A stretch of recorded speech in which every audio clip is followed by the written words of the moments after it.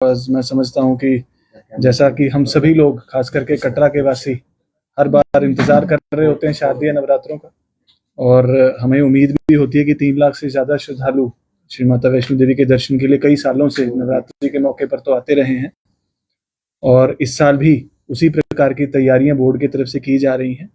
तो आप सभी के माध्यम से हम बोर्ड की तरफ से, हमारे माननीय उपराज्यपाल जी जो हमारे अध्यक्ष भी हैं, उनकी तरफ से भी मैं सभी श्रद्धालुओं को न्योता देना चाहूँगा, इनवाइट करना चाहूँगा कि जो सभी श्रद्धालु शारदीय नवरात्रों में दर्शन के लिए आना चाहते हैं, उनके लिए सभी तैयारियां की जा चुकी हैं और काफ़ी तेज़ी से काम चल रहा है।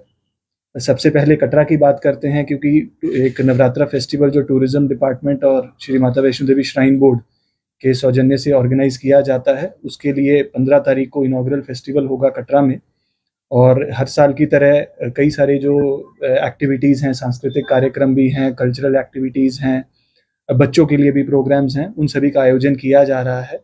और उसके अंदर जैसे हमारा एक all India devotional song competition है जो योग आश्रम में किया जाता है। उसके बाद शोभा यात्रा है जो काफ़ी सालों से प्रथा चली आ रही है, जो चलेगी। माता की कहानी एक हम थिएट्रिकल शो है जो परफॉर्म होगा। उसके अलावा रामलीला है, भागवत कथा है, रेसलिंग है।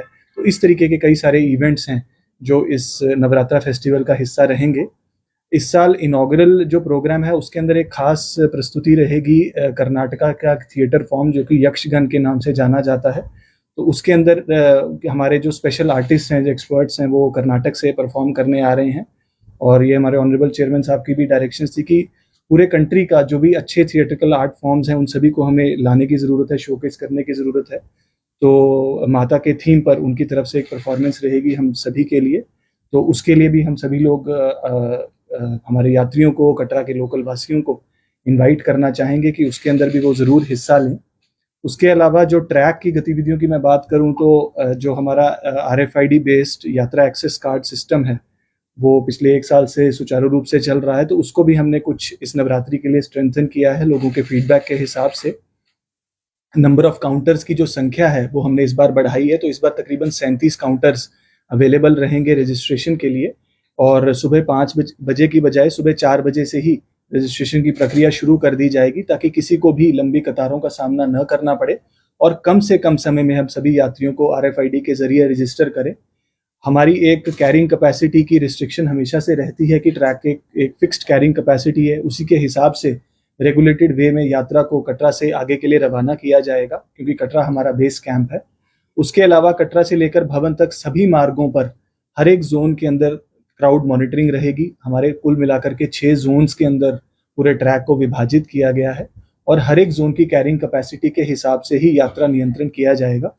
और सभी एरियाज में हमने होल्डिंग एरियाज क्रिएट किए हैं सभी जोन्स में, और अर्धकुआरी हो, चाहे वो सांझी छत हो, और चाहे वो भवन की मैं बात करूं कि पार्वती भवन है, दुर्गा भवन है, तो एडिशनल होल्डिंग एरियाज हमारे पास अवेलेबल रहेंगे। और जितनी भी हमारे पास रियल टाइम मॉनिटरिंग में कैरिंग कैपेसिटी की गुंजाइश होगी, उसी हिसाब से हम यात्रा को अगले जोन के लिए रवाना करेंगे। नवरात्रि में व्रत के लिए जो खाना है वो एक अहम, एक हमारा इम्पॉर्टेंट एक सेगमेंट रहता है, क्योंकि बहुत से यात्री जो व्रत करते हैं तो उनके लिए एक स्पेसिफिक फूड, हमारे व्यंजन जो है हमारे भोजनालयों में तैयार किए जाते हैं। तो जम्मू से लेकर के कटरा और वहाँ से लेकर भवन तक सभी भोजनालयों में व्रत संबंधी जो खाना है वो अवेलेबल रहेगा। इसके अलावा जो हमारे 2 लंगर सेवाएं हैं, ताराकोट की और सांझी छत की, उसके अंदर भी उसी तरीके के इंतजामात इस नवरात्रि में रहेंगे। इस नवरात्रों की एक विशेष बात ये है कि हमारे माननीय उपराज्यपाल साहब की निर्देशानुसार एक तीसरा लंगर हम भैरवजी सेक्टर में शुरुआत करने जा रहे हैं, माता रानी की आशीर्वाद। तो 15 तारीख से जो पहला नवरात्रा है, हमारा प्रयास है कि जो हमारा भोजनालय था पहले भैरव में, उसी को हम कन्वर्ट कर रहे हैं एक लंगर की फॉर्म में, ताकि जिसको हम मानते हैं कि यात्रा संपूर्ण होने का स्थान भी भैरव जी रहता है, कि जब माता रानी के दर्शनों के बाद लोग भैरव जाते हैं तो उसके बाद जब जिनकी भी यात्रा संपूर्ण होगी उन सभी के लिए वहाँ लंगर की सुविधा इस नवरात्रि से उपलब्ध रहेगी। 2 क्रिटिकल प्रोजेक्ट्स की भी मैं आप लोगों के साथ बात करना चाह रहा था, क्योंकि नवरात्रि के उपलक्ष्य में बोर्ड की हमेशा कोशिश रहती है कि श्रद्धालुओं को की यात्रा को कैसे सरल, कैसे सुगम बनाया जा सके। उसके लिए हम निरंतर प्रोजेक्ट्स पर काम करते हैं। तो 2 हमारे अहम प्रोजेक्ट्स हैं जो कंप्लीशन की तरफ बढ़ रहे हैं, और तकरीबन मैं समझता हूँ कंप्लीट ही हैं। तो सबसे पहला है स्काई वॉक, जिसके लिए आई थिंक इंतज़ार काफ़ी सारे लोगों को था। खास करके भीड़ के नियंत्रण को देखते हुए तो भवन पर 2 अहम प्रोजेक्ट्स का बोर्ड ने फैसला किया था पिछले साल, जिनमें से एक दुर्गा भवन था, जिसको मुकम्मल कर पिछले नवरात्रि में चेयरमैन साहब के द्वारा पिलग्रिम्स को जो है समर्पित कर दिया गया था। दूसरा अहम प्रोजेक्ट था हमारा स्काई वॉक, जो तकरीबन 15 महीने के अंतराल में और तकरीबन 15.5 करोड़ की लागत पे कंप्लीट हुआ है।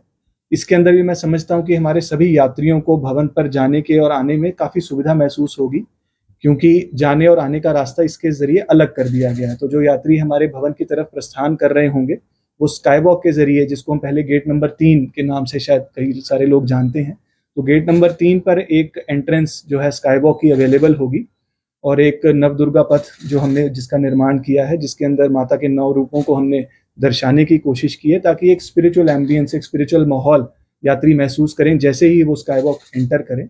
उसके बाद वो 250 मीटर का एक लंबा फ्लाईओवर है और वुडन फ्लोरिंग का हमने उसके अंदर इंतजाम किया है, ताकि नंगे पांव चलने वाले यात्रियों को सहूलियात रहे। और उसके बाद जो दर्शन करके वापस आ रहे यात्री होंगे वो हमारे एग्जिस्टिंग ट्रैक से ही वापस आ सकते हैं, ताकि एक सर्कुलर फ्लो को हम मेंटेन कर पाएं और जो दर्शन करने का टर्न अराउंड टाइम जिसको हम कहते हैं वो हम और कम कर सके यात्रियों के लिए, और वो कम समय में आकर कटरा में फेस्टिवल के अंतर्गत कर सके और दूसरी एक्टिविटीज में भाग ले सके।